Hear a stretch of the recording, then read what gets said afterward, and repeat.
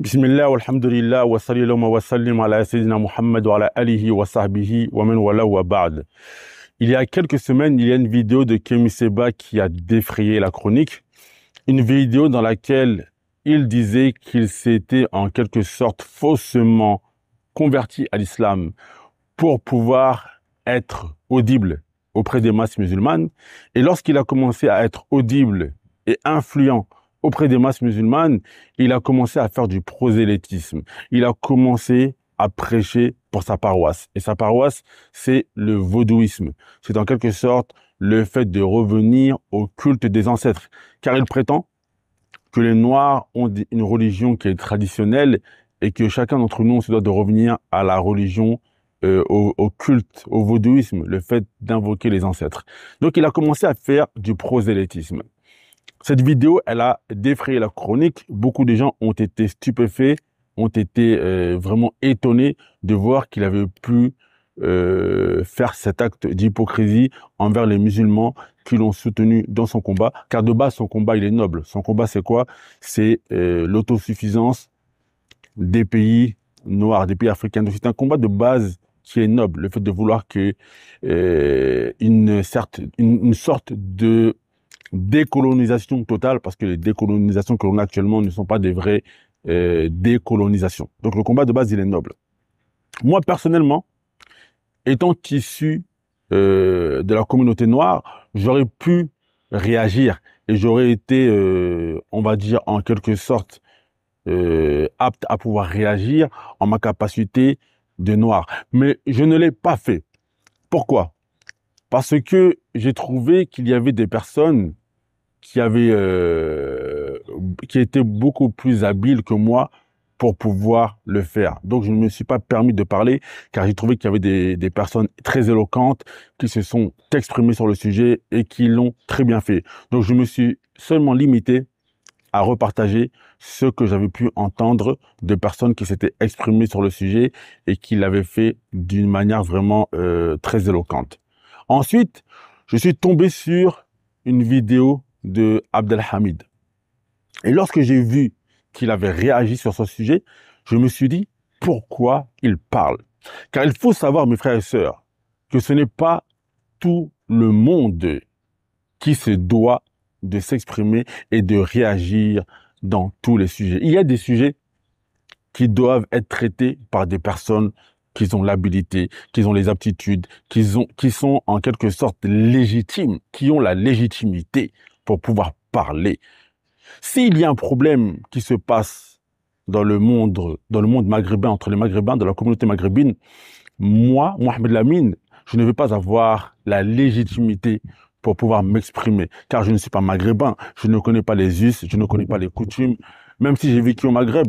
Il y a beaucoup d'aspects que je ne vais pas englober et donc je ne vais pas avoir les aptitudes et la légitimité pour pouvoir m'exprimer sur le sujet. Donc lorsque j'ai vu qu'Abdelhamid s'était exprimé sur le sujet, je me suis dit pourquoi il parle.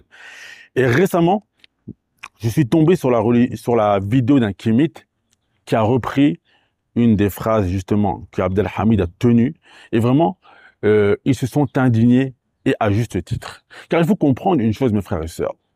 Nous, en tant que musulmans noirs, aux yeux d'autres noirs, nous sommes vus comme des aliénés. Nous sommes vus comme des noirs-arabes. Nous sommes vus comme des gens qui prennent position pour les conflits qui se passent dans le monde arabe et qui ne prennent pas position dans les conflits qui se passent dans les pays d'Afrique noire. Nous sommes vus comme des personnes qui avons embrassé la religion de nos bourreaux. Parce que pour certains d'entre eux, les Arabes ont esclavagisé les Noirs. Et donc, lorsque tu es un musulman noir, c'est comme si tu as embrassé la religion de ton maître. Et donc, lorsque Abdelhamid vient, je crois qu'il s'appelle Abdelhamid ou Hamid, il vient et qu'il dit en quelque sorte que le conflit qui se passe en Palestine, c'est un conflit qui se passe sur une terre qui est sainte et que c'est plus important que le conflit qui se passe actuellement au Congo, c'est problématique, mes frères et sœurs, que de tenir ses propos dans ce type de situation. Pourquoi? Parce qu'un homme musulman noir qui vit au Congo ou une autre personne qui entend ces propos, qu'est-ce qui lui vient à l'oreille à lui? Il se dit, toi, tu es un arabe, d'accord? Tu réagis sur un conflit où il y a des gens qui perdent leur famille, qui perdent leurs proches, qui perdent leur sang, qui perdent tout ce qu'ils ont de plus cher. Et en quelque sorte, tu hiérarchises les conflits. Et en quelque sorte, eux, ils comprennent quoi? Ils comprennent que le sang d'un arabe a plus de valeur que le sang d'un noir. Voilà pourquoi, mes frères et sœurs, tout le monde n'est pas habilité à parler dans toutes les situations. Ali radiallahu anhu, il disait hadithun nas bima ya'rifun. Il disait exprimez-vous avec les gens avec des propos qu'ils pourraient comprendre de manière à ce qu'ils soient audibles.